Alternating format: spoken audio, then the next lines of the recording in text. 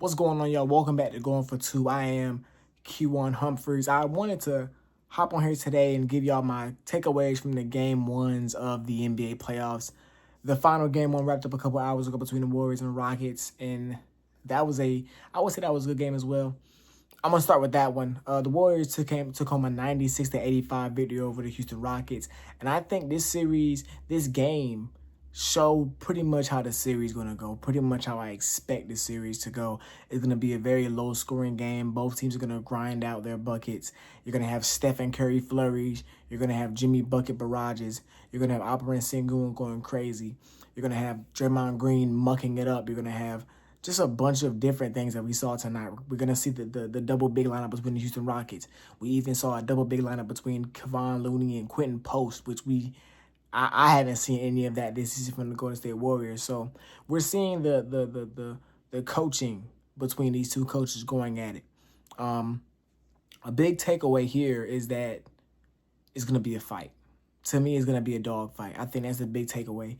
We saw the Warriors go up by 23 points in that third quarter, and it got to a point in the fourth quarter where the Rockets were down by 3 points.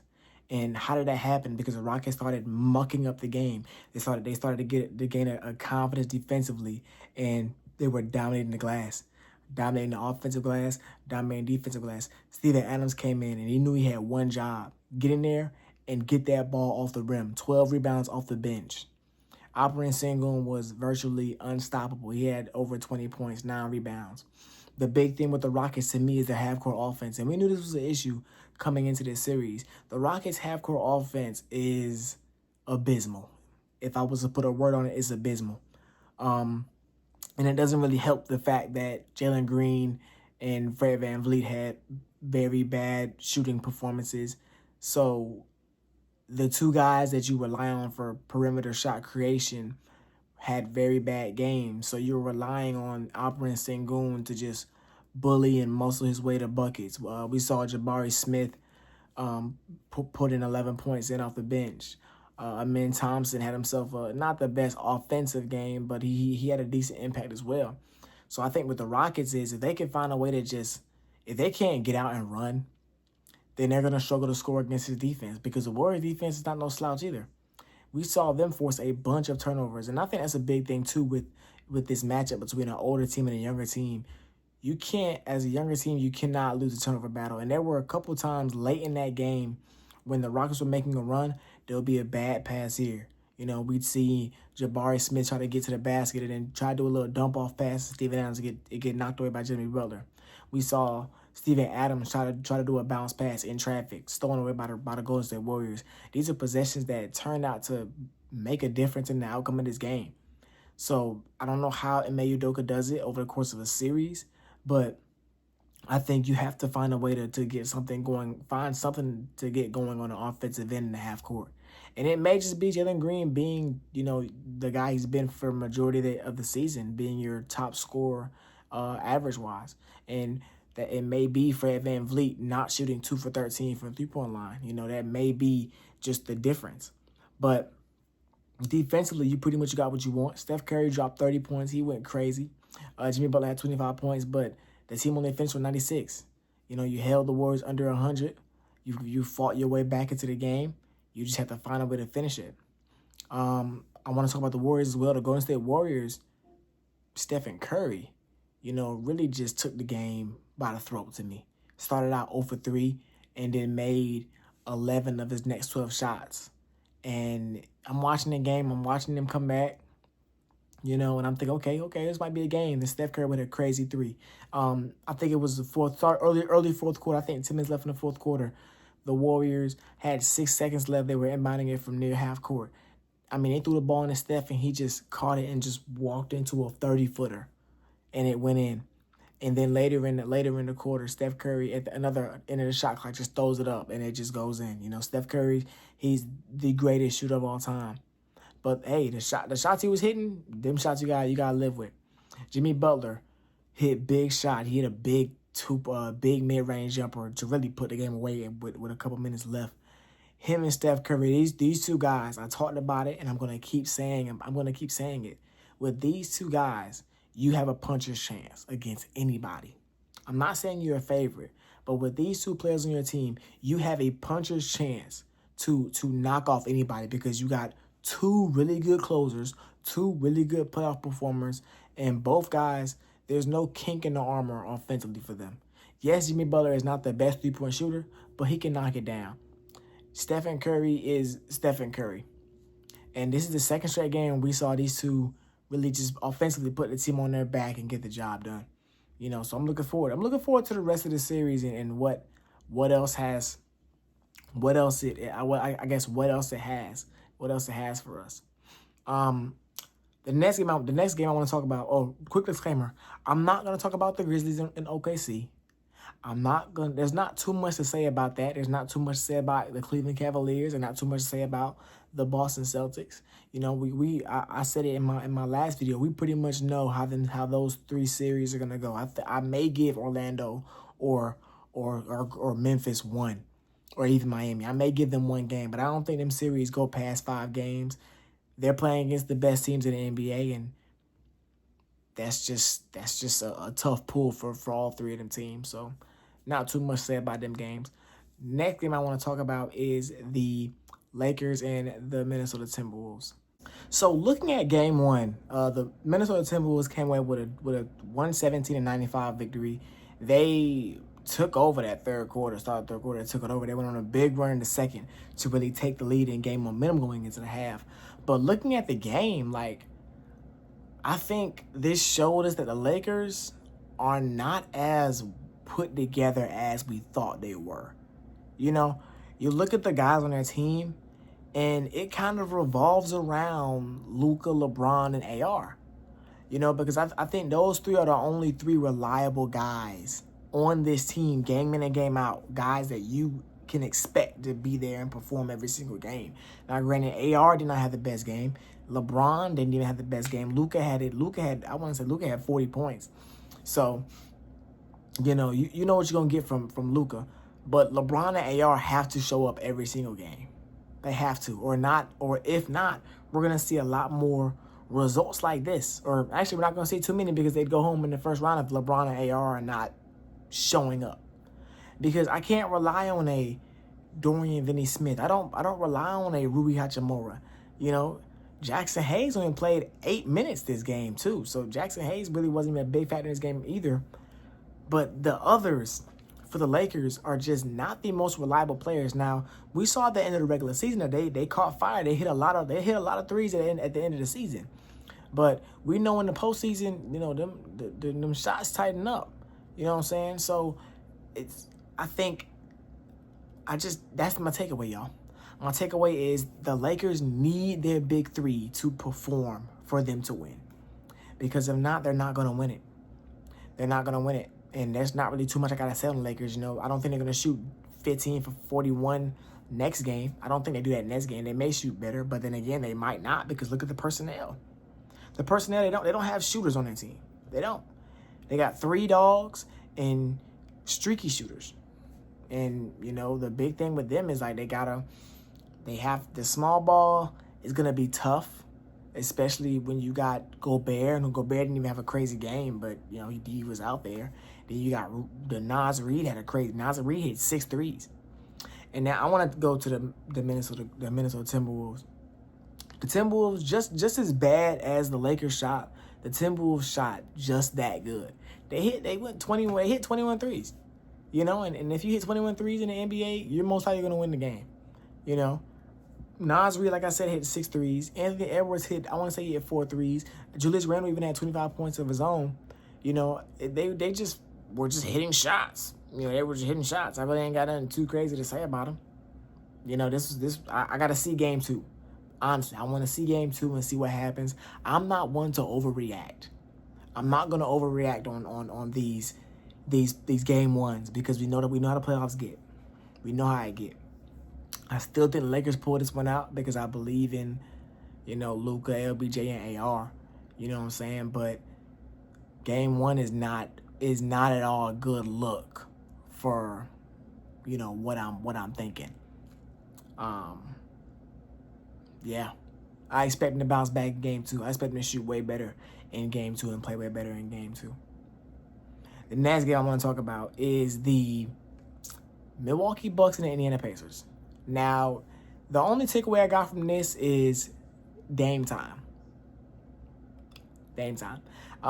In my preview for the playoff video, I said that I had the Bucks winning in 7 because I believed when Dame came back that he would help them go over the top. And I still believe that because we saw Giannis have his way pretty much against the Pacers. Now, they resorted to a hack-a-shack or a foul freak. That's crazy. Foul freak is crazy. They resorted to fouling Giannis whenever he got. They just brought in different guys to hit him and put him on the line and work because he was missing a lot of free throws, especially in that first half. But Giannis, for a minute, had over half of his team's points.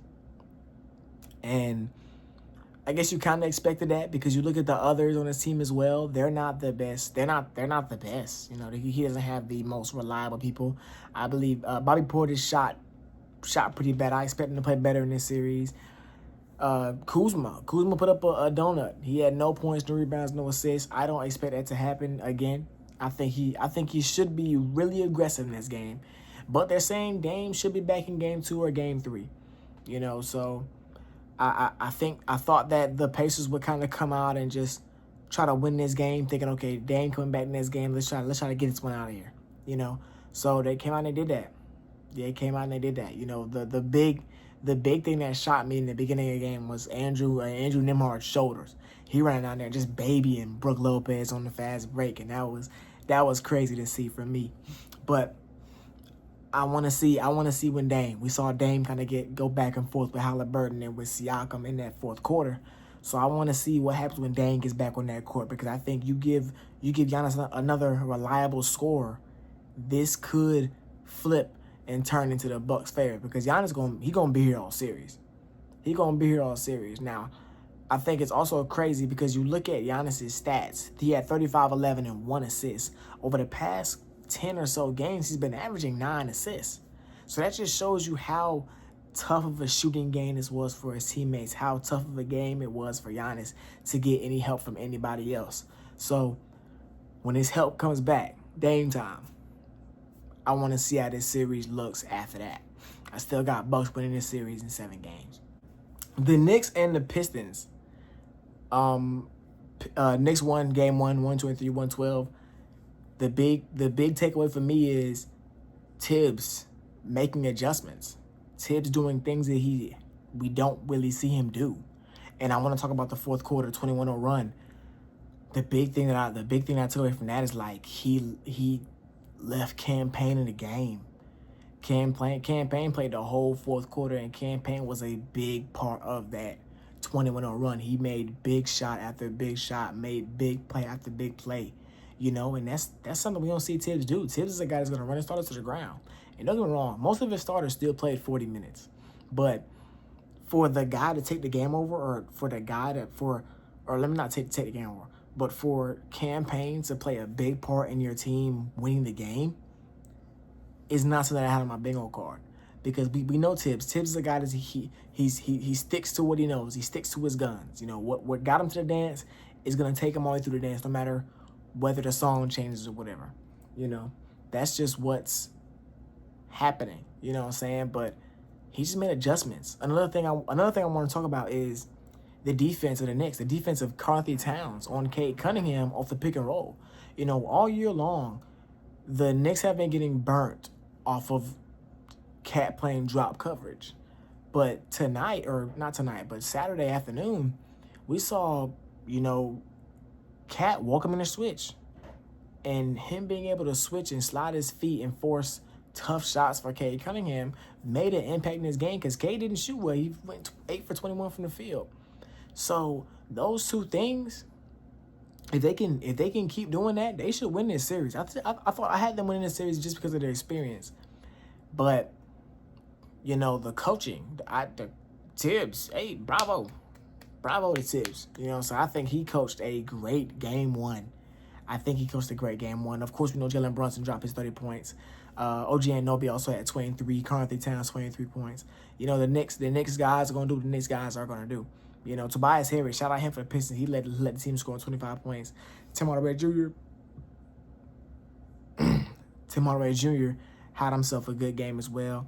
Like I said, K didn't shoot the best, but he had I would say he had a way better second half than he had the first half. But looking forward to see game 2. Game 2 is gonna be a battle. I think game 2 is gonna be another good game between these two teams, and I'm excited to see how it goes. Yeah, last game on the docket, last game of the video.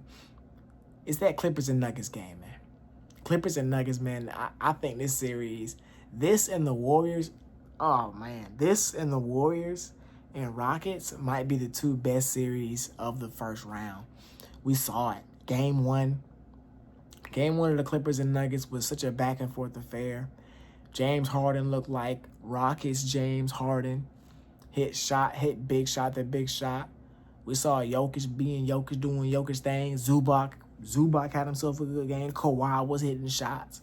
Russell Westbrook was going back and forth with good plays and bad plays. You know what I'm saying? It was just a really, really good game. Really, really good game. The big takeaway for me is the consistency. Consistency of James Harden. Why?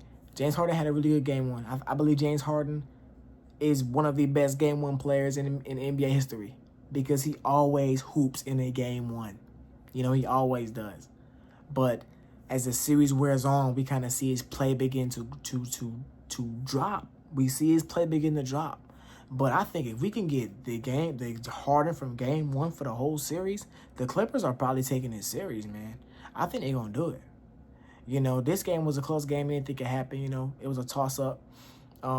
Russell Westbrook hit a big shot to put them up by 2. Then Harden came down and tied the game up. And then, you know, not the Rockets, but the Nuggets went on a run in overtime to get up a couple possessions, and they ended up winning the game. But just the play of James Harden, the play of Kawhi Leonard, the play of Zubac had me. I'm still a believer. You know, the Clippers only got to take 1 game in Denver. That's their plan. That's their goal. You know, I think that's very possible. Game 2, they play game 2 tomorrow, I think. Or today, from when y'all seeing this, they're playing game 2 today. So, really, really excited, yo. Really, really excited. I'm really looking forward to seeing what happens with this and what happens with this series. But the NBA playoffs, man, they're here. They're here, and in the first weekend, well, Saturday didn't disappoint, and Sunday night with the Rockets and the Warriors definitely saved Sunday because this was a day of blowouts. And, you know, Easter Sunday, we had Smoky Bones, and we look at the screen, and the Grizzlies are down by 50 points. You know, like I said, them top 3 teams should run through this series. They should run through their series, I'm sorry. But until next time, man, we out of here going for 2. Yeah.